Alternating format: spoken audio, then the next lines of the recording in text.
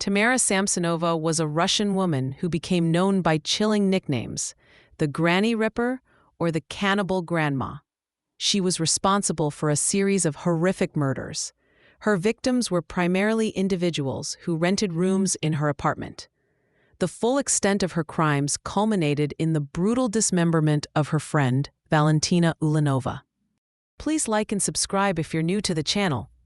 Born on February 5, 1947, in Uzhhorod, Russia, Tamara Samsonova's early life seemed unremarkable. She completed high school and pursued higher education. She studied at the State Institute of Linguistics in Moscow, which is now known as the State University. After her studies, she relocated to the city of St. Petersburg. In the early 1970s, she married a man named Alexei. The couple settled in the suburbs of St. Petersburg, residing on Dimitrov Street. Samsonova held various jobs throughout her life. She worked for a time in a travel agency. Later, she was employed at the Evropeiskaya Hotel. To the outside world, she presented a facade of normalcy. She was publicly perceived as a loving, kind, friendly, and kind-hearted individual. Beneath her seemingly benign exterior, Samsonova harbored a disturbing fascination. She developed a dark interest in serial killers. Her obsession centered particularly on Andrei Chikatilo, the notorious butcher of Rostov. She actively collected information about Chikatilo. She reportedly enjoyed discussing his methods. This morbid interest provided a glimpse into a hidden darkness. Beyond true crime, she also held interests in the occult. She was interested in horoscopes and astrology. She also collected and read literature on black magic.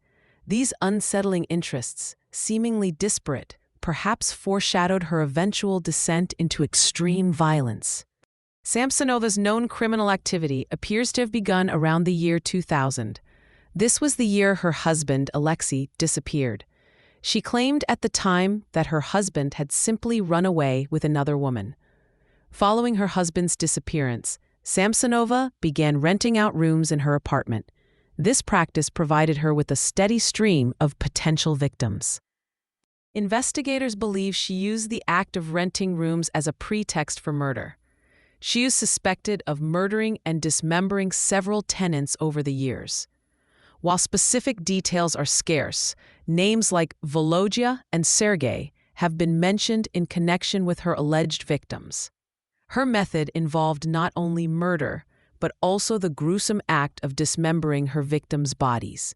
She would then dispose of the remains in various locations around the city. During the investigation, Samsonova made chilling claims.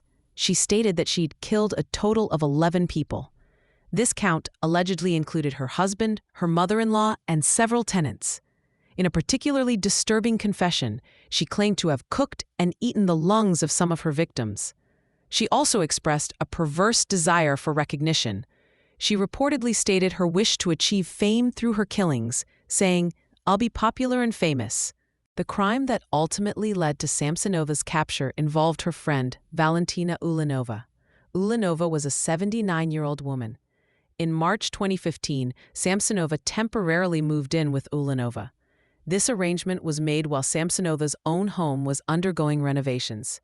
However, the shared living situation quickly deteriorated. Tension and arguments began to develop between the two women. The final argument occurred on the night of July 23rd. It reportedly began over unwashed dishes. Following this dispute, Samsonova decided to murder her friend. She meticulously planned the act. She went out and purchased sleeping pills. She then crushed the pills into a powder. She added the crushed sleeping pills to an Olivier salad. Samsonova ensured that Valentina Ulanova ate the poisoned salad. Around 2 a.m., Samsonova found Ulanova on the floor. Her friend was still alive at this point. Samsonova then proceeded with the planned dismemberment.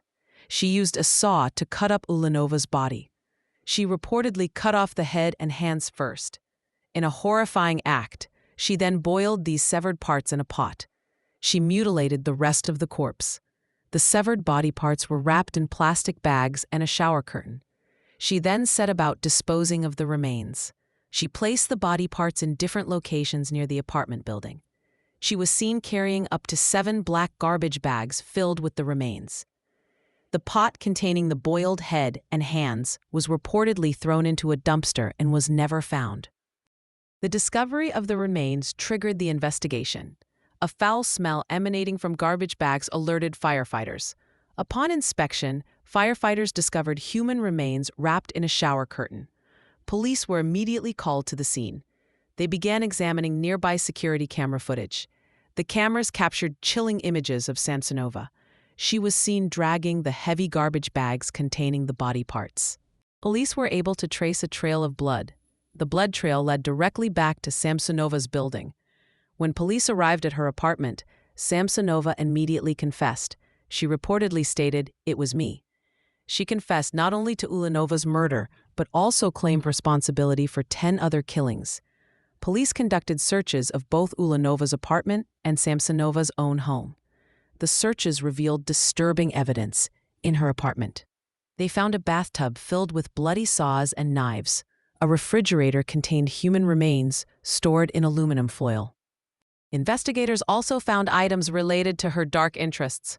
Books on black magic and astrology were discovered. They also found extensive information about Andrei Chikatilo. Perhaps most damning were her personal diaries. These diaries were written in Russian, English, and German. The diaries detailed her murders and her daily routine. They included graphic descriptions of eating a victim's lungs. The diaries also contained drawings depicting the dismemberment process. One diary excerpt specifically mentioned killing and dismembering a tenant named Volodya. A business card belonging to a murdered tenant from 2003 was also found among her diary entries. Following her confession and the discovery of the evidence, Tamara Samsonova was sent for psychiatric evaluation. She was sent to the Kazan Psychiatric Hospital for this assessment. The evaluation concluded that she was mentally incompetent. She was diagnosed with paranoid schizophrenia. Due to her mental state, she was deemed unfit to stand trial in a conventional court. Judge Roman Chebotaryov presided over her case. Based on the psychiatric evaluation, the judge ordered compulsory medical measures. Samsonova was sent to a psychiatric hospital for treatment and supervision. This commitment was ordered indefinitely. During the legal proceedings, Samsonova made a startling statement. She claimed she had prepared for the hearing for decades and had committed her actions deliberately. When the judge announced her commitment to the psychiatric hospital, Samsonova reportedly applauded. News of Tamara Samsonova's crimes sent shockwaves through public opinion. The media quickly sensationalized her story. She was dubbed the Nightmare on Dimitrova Street, referencing the location of her home. She was also compared to Baba Yaga, a fearsome figure from Slavic folklore. Her commitment to a psychiatric facility meant that a traditional trial never occurred. This prevents the full extent of her alleged crimes from being definitively known or proven in court. The possibility remains that other victims she claimed to have killed may never be identified. The true number and identities of all her victims remain unresolved questions.